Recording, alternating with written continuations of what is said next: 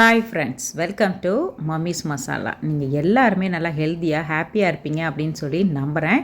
இன்றைக்கி ரொம்பவே இன்ட்ரெஸ்டிங்கான ஒரு நார்மல் டே ரொட்டீன் தான் நான் உங்களோட ஷேர் பண்ணியிருக்கேன். இது பார்த்திங்கன்னா ஒரு மாதிரி ரேண்டமாக எடுத்த விலாக் தான். ஒரு 2 நாளாக நான் என்னெல்லாம் பண்ணினேன் அப்படின்னு சொல்லிட்டு கொஞ்சம் உங்களோட ஷேர் பண்ணியிருக்கேன். நான் கடைக்கு போய் வாங்கிட்டு வந்த திங்ஸ் எல்லாத்தையுமே அன்பேக் பண்ணி எடுத்து வச்சுக்கிட்டு இருந்தேன். தக்காளிலாம் பார்த்திங்கன்னா இந்த மாதிரி பழமாக கிடைக்கும் போது கொஞ்சம் பல்காக வாங்கி வச்சுக்குவேன். ஸோ தேவைக்கு மட்டும் வெளியில் ஸ்டோர் பண்ணிவிட்டு பேலன்ஸ் எல்லாமே நான் ஃப்ரிட்ஜில் எடுத்து வச்சுக்குவேன். துருவி வைக்கிற தேங்காய் தீர்ந்து போச்சு. ஸோ அதனால் அதுவும் பண்ணிடலாம் அப்படின்னு சொல்லி 2 தேங்காவும் வாங்கிட்டு வந்திருந்தேன். இன்றைக்கி எனக்கு துருவுறதுக்கு டைம் இருக்குமா என்னன்னு தெரியல. ஸோ அதனால் அதை ஸ்ட்ரைட்டாக அப்படியே வச்சாச்சு. எப்போவுமே தேங்காய் நம்ம படுக்க போட்டோ அந்த மாதிரிலாம் ஸ்டோர் பண்ணாமல் இந்த மாதிரி நிற்க வச்சு வைக்கும்போது பார்த்திங்கன்னா அதோட ஷெல்ஃப் லைஃபு நல்லாவே இருக்கும். அடித்த மழை எங்கே போச்சுனே தெரியல. கொஞ்சம் நேரத்துலேயே நல்லா வெயில் அடிக்க ஆரம்பிச்சிருச்சு. கையோட துணியையும் காய போட்டுட்டேன். இண்டஸ் வேலியிலேருந்து கொஞ்சம் திங்ஸ் எல்லாம் சென்ட் பண்ணி விட்டுருந்தாங்க. இது 14 feet உள்ள ட்ரை ஸ்டீல் மல்டி பாட்டு premium stainless steel idli cooker தான். நம்ம இந்த இட்லியும் இதில் செய்ய முடியும். அதே மாதிரி மோமோஸ் மேக்கர், வெஜ்ஜு ஸ்டீமிங் எல்லாம் பண்ண முடியும். கூடவே ட்ரைப்ளை இண்டக்ஷன் பாட்டம் இருக்கிறதுனால அதுலேயுமே நம்ம சூப்பராக வச்சு குக் பண்ணிக்கலாம். 2 இட்லி பிளேட்டு கூடவே பார்த்திங்கன்னா 2 டோக்லா பிளேட்டும் ஒரு இடியாப்பம் பிளேட்டும் ஷேர் பண்ணியிருந்தாங்க. இது ஒரு 3 லேயர் ட்ரைப்ளை பாட்டம் இருக்கிறதுனால க்ளீன் பண்ணுறது ரொம்பவே ஈஸியாக இருக்கும். ஏன்னா கொஞ்சம் கூட அடியும் பிடிக்காது. உணவுப் பொருளுமே பார்த்திங்கன்னா அந்த பாத்திரத்தில் சுத்தமாக ஒட்டாது. அதனால் நம்மளுக்கு க்ளீன் பண்ணுறது ரொம்ப ஈஸியாக இருக்கும். அந்த அளவுக்கு ஒரு டஃப்பான கன்ஸ்ட்ரக்ஷன் பண்ணி கொடுத்துருக்காங்க. ஹீட்ஸ் இதில் ஈவனாக ஸ்ப்ரெட் ஆகிறதுனால நம்ம குக் பண்ணுற டைமுமே ரொம்ப கம்மியாகி ஃபாஸ்ட்டாக குக் பண்ணிக்கலாம். அந்த அளவுக்கு ரொம்பவே ப்ரீமியமான குவாலிட்டி. இதெல்லாம் ஹேண்டில்ஸ் கொடுத்துருக்கிறதுனால நல்லா ஈஸியாகவே குக் பண்ணும்போது ரொம்ப சூடாக இருக்கும்போது நம்ம ஈஸியாக ஹேண்டில் பண்ணிக்கலாம். இன்னொரு ப்ராடக்ட் பார்த்திங்கன்னா இந்த cast iron fish fry pan தான். இது ப்ரீ சீசன் பண்ணினது தான். நேச்சுரலாகவே நான்ஸ்டிக்காக 100% பியூருங்கிறதுனால கொஞ்சம் கூட இது ஒட்டவே ஒட்டாது. இதோட சைஸ்ன்னு பார்த்தோம்னா ஒரு 9.8 இன்ச்சஸ் வருது. அதுவே சென்டிமீட்டர்னா ஒரு 25 சென்டிமீட்டர்ஸ் வருது. வெயிட் தாங்க இதில் ஹைலைட்டே. வெறும் 1.9 kg தான். நம்ம டெய்லி யூஸ்க்கு ஈஸியாக ஹேண்டில் பண்ணிக்கலாம். அளவுக்கு நம்ம இரும்பு பாத்திரம் வாங்க ஆசைப்படுவோமோ, ஆனால் அதே அளவுக்கு க்ளீன் பண்ணுறதுக்கு ரொம்பவே ஃபீல் பண்ணுவோம். ஸோ அந்த மாதிரிலாம் இல்லாமல் எப்படி ஈஸியாக ஒரு ப்ரீ சீசன் காஸ்ட் அயர்னை க்ளீன் பண்ணி வாஷ் பண்ணி ஃபஸ்ட் டைம் யூஸ் பண்ணலாம் அப்படின்னு சொல்லி பார்க்கலாம். அதுக்கு முதல்ல நம்ம பாத்திரத்தை ஃபஸ்ட்டு நல்லா நார்மல் ப்ளெயின் வாட்டரில் 2-3 வாட்டி ரின்ஸ் பண்ணி எடுத்துகிட்டு வீட்டில் உள்ள தேங்காய் நார் அப்படி இல்லைன்னா இந்த மாதிரி ஒரு சாஃப்டான ஒரு ஸ்பாஞ்ச் வச்சுட்டு நார்மலாக நம்ம பாத்திரம் தேய்க்கிறதுக்கு என்ன லிக்விட் யூஸ் பண்ணுறோமோ அதை யூஸ் பண்ணியே ஒரு 2 டைம்ஸ் மட்டும் நல்லா ஸ்க்ரப் பண்ணி விட்டுட்டு வாஷ் பண்ணிக்கிறணும். ஒரு தடவை ஸ்க்ரப் பண்ணி வாஷ் பண்ணிவிட்டு திருப்பி 2வது தடவையும் ஸ்க்ரப் பண்ணி வாஷ் பண்ணிக்கணும். அப்போ தான் பார்த்திங்கன்னா அது மேலாப்பில் உள்ள ஏதாவது அழுக்கு தூசுலாம் இருந்துச்சு அப்படின்னு சொன்னாக்கா அது எல்லாமே அழகாக க்ளீன் ஆகிரும். ஸோ மஸ்ட்டு என்ன தான் ப்ரீ சீசன் அப்படின்னாலும் நம்ம டைரெக்டாக நார்மலாக வாஷ் பண்ணிவிட்டு சமைக்க ஸ்டார்ட் பண்ணக்கூடாது. அந்த மாதிரி பண்ணுறப்ப நம்ம செய்கிற ஃபுட்டெல்லாம் பார்த்திங்கன்னா கலர் நல்லா சேஞ்ச் ஆகி அந்த அயனோட ஸ்மெல் எல்லாமே அந்த ஃபுட்டில் அப்படியே இறங்கிரும்.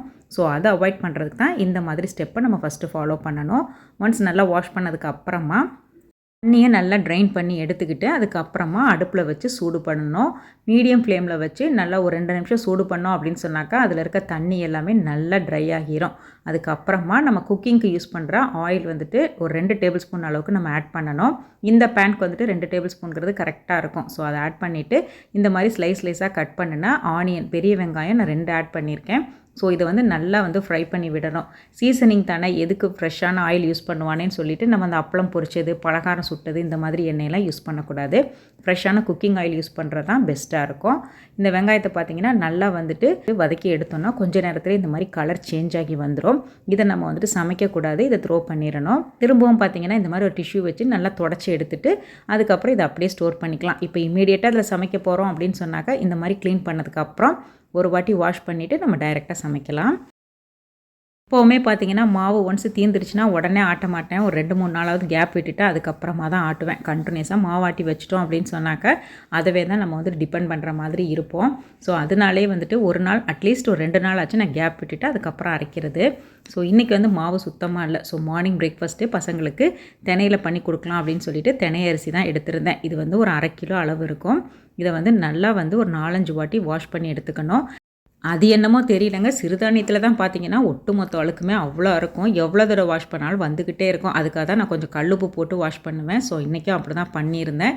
நல்லா வாஷ் பண்ணி எடுத்துகிட்டு நல்லா தண்ணியை வடித்ததுக்கு அப்புறமா இதை நம்ம ஒரு ட்ரெயினரில் போட்டு நல்லா தண்ணியை வடிய வச்சிடணும். தண்ணி எந்த அளவுக்கு வடிஞ்சு நம்மளுக்கு ட்ரையாக வந்துட்டு இந்த தினை அரிசி கிடைக்குதோ அந்த டைம் தான் பார்த்திங்கன்னா நமக்கு வறுக்கிற டைம் ரொம்ப கம்மியாக தான் செலவாகும், சீக்கிரமாக வேலை முடியும். ஸோ அதனால் எனக்கு இந்த ஒரு பெரிய கொலாண்டர் எடுத்திருக்கேன். இதில் ஹோல்ஸ் வந்து நீங்கள் செக் பண்ணிக்கோங்க. ரொம்ப பெருசாக இருந்துச்சு அப்படின்னு சொன்னாக்கா தினை இதில் போடாதீங்க, ஒரு காட்டன் கிளாத் போட்டு அதுக்கப்புறம் போடுங்க. ஏன்னா வந்துட்டு நிறைய தினை அரிசி வந்துட்டு கீழே வெளியாகிரும். ஸோ அதனால் அதுக்கப்புறம் நல்லா தண்ணி வடிச்சிட்டு பேட்ச் பை பேட்சாக நான் 1/2 கிலோ போட்டதுனால இன்றைக்கே நான் 1/2 கிலோ செலவு பண்ண போகிறதில்ல. ஸோ கொஞ்சம் தான் வந்துட்டு யூஸ் பண்ணுவேன், பேலன்ஸ் வந்து ஸ்டோர் தான் பண்ணுவேன். கொஞ்சம் தண்ணி இருந்தால் கூட பார்த்திங்கன்னா மாவு வந்து கெட்டு போகிறதுக்கு வாய்ப்பு இருக்குது. ஸோ அதனால் வந்துட்டு நல்லா கொஞ்சம் கூட தண்ணியே இல்லாத சமயத்தில் இந்த மாதிரி ஒரு பேனில் சூடானதுக்கு அப்புறமா லோ ஃப்ளேமில் வச்சு ஒரு 4-5 நிமிஷம் நல்லா வறுத்துட்டே இருக்கணும். பார்த்திங்கன்னா கொஞ்சம் நேரத்துலேயே அது நல்லா ட்ரை ஆகி எடுத்து இந்த மாதிரி விடும்போது நல்லா உதிராக ஒரு மாதிரி மணலாக விழுகும். இதுதான் வந்துட்டு கரெக்டான டைமு. இந்த டைமில் நம்ம ஒரு பிளேட்டுக்கு அதை அப்படியே ட்ரான்ஸ்ஃபர் பண்ணிக்கலாம், ஏன்னா ரொம்ப சூடாக இருக்கும். அதே பேன்லேயே பேலன்ஸ் இருந்த தினை அரிசியை நான் ஆட் பண்ணிவிட்டு நல்லா வந்து ஃப்ரை பண்ணி எடுத்துக்கிட்டேன். ஆக்சுவலாக பார்த்திங்கன்னா இப்போ நம்ம ஊர்களெல்லாம் இருக்கோம் அப்படின்னு சொன்னாக்க மெஷின் இருக்கும், இந்த மாதிரி வாஷ் பண்ணி கொஞ்சம் நேரம் ஊற வச்சுட்டு ட்ரைன் பண்ணி எடுத்துகிட்டு போய் நம்ம மிஷினில் கொடுத்தா அரைச்சிட்டு அதுக்கப்புறம் பவுடர் பண்ணி எடுத்து ஸ்டோர் பண்ணிக்கலாம். பட் இங்கே வந்துட்டு நம்மளுக்கு மெஷின் இருக்குது, பட் இதுக்கோசரம் அவ்வளோ தூரம் போக முடியாது. ஸோ அப்பப்போ வந்துட்டு நான் 1/2 கிலோ இந்த மாதிரிலாம் எடுத்து நான் ஸ்டோர் பண்ணி க்ளீன் பண்ணி வச்சுக்கிறது தேவைக்கு தகுந்த மாதிரி. ஸோ அந்த மாதிரி தான் அன்றைக்கி நான் பண்ணிக்கிட்டு இருந்தேன். இப்போ பார்த்தீங்கன்னா நல்லா வந்துட்டு ஆறி ஒரு மாதிரி பதமாக கிடச்சிருச்சு. ஒரேதாகவும் ரொம்ப ஆற விட்டுறக்கூடாது, ஏன்னா மிக்ஸி ஜார் வந்து அந்த அளவுக்கு வந்துட்டு ஃபைனாக பொடிச்சிடாது. ஸோ கொஞ்சம் லைட்டாக சூடு, கை பொறுக்கிற சூடு இருக்கும்போதே மிக்சியில் போட்டு கொஞ்சம் கொஞ்சமாக பல்ஸ் மோடில் விட்டு அரைச்சி எடுத்துக்கணும். ஒன்ஸ் நல்லா அரைச்சி எடுத்ததுக்கப்புறம் இந்த மாதிரி ஒரு ஜல்லடையில் போட்டு சளிச்சு எடுத்துக்கலாம். பார்த்திங்கன்னா 1-2 டைம்லேயே வந்துட்டு ஃபைனாலாம் பொடிக்க முடியாது. ஸோ திருப்பி வந்துட்டு சளிச்சிட்டு அந்த கப்பியை ஆட் பண்ணி திரும்பவும் நம்ம அரைச்சி அதுக்கப்புறமா அந்த மாதிரி சளிச்சு எடுத்துக்கணும். நம்ம வறுத்ததுனால பார்த்திங்கன்னா அந்த தினமாவே நல்லா வந்துட்டு வாசனையாக இருக்கும். இது வந்து எந்த அளவுக்கு நம்மளால் முடியுமோ அந்த வரைக்கும் நம்ம வந்து சளிச்சு எடுத்துகிட்டு பேலன்ஸ் இருக்கிற அந்த வேஸ்ட்டை வந்துட்டு நம்ம த்ரோ பண்ணாமல் வேறு எப்பயாச்சும் நம்ம மாவாட்டும் போது யூஸ் பண்ணிக்கலாம். இந்த அளவுக்கு நல்லா ஃபைனாக பொடிச்சு எடுத்ததுக்கு அப்புறமா நம்ம வந்துட்டு இன்றைக்கி நான் இடியாப்பம் பண்ணலாம் அப்படின்னு சொல்லிட்டு இருக்கேன். ஆக்சுவலாக இடியாப்பம் கிடையாது, இது வந்து ஒரு மாதிரி இடியாப்பத்துலேயே அந்த காரம் போட்டு செய்வாங்களா அந்த மாதிரி பண்ணலாம் அப்படின்னு சொல்லிட்டு. ஏன்னா அந்த பசங்க தேங்காய் பால்னாலே ஓடுவாங்க. ஸோ அதனால் வந்துட்டு கொஞ்சம் மாற்றி பண்ணலாம் அப்படின்னு சொல்லிட்டு ஒரு 1.5 கப் அளவுக்கு தண்ணி எடுத்திருக்கேன். ஸோ இதில் கொஞ்சமாக உப்பு, கொஞ்சம் வந்துட்டு எண்ணெய் ஆட் பண்ணிவிட்டு 1 கப்பு வந்துட்டு இந்த தினை அரிசி மாவு எடுத்து கொஞ்சமாக மிக்ஸ் பண்ணி நல்லா வந்துட்டு ஃபைனாக வந்துட்டு மிக்ஸ் பண்ணிடணும். கொஞ்சம் கூட வந்துட்டு கட்டி இதெல்லாம் எதுவுமே இருக்கக்கூடாது. ஒரு 2-3 நிமிஷத்துலேயே பார்த்தீங்கன்னா இந்த அளவுக்கு நல்லா சுருண்டு வந்துடும். தொட்டு பார்த்தோம் அப்படின்னு சொன்னாக்கா கையில் ஒட்டாது. அந்த டைமில் அடுப்பை ஆஃப் பண்ணிவிட்டு க்ளோஸ் பண்ணி வச்சிடலாம். அது ஒரு 10 நிமிஷம் ரெஸ்ட்டில் இருந்துச்சு அப்படின்னு சொன்னாக்கா மாவு நல்லா வெந்து புளிங்கி வந்துடும்.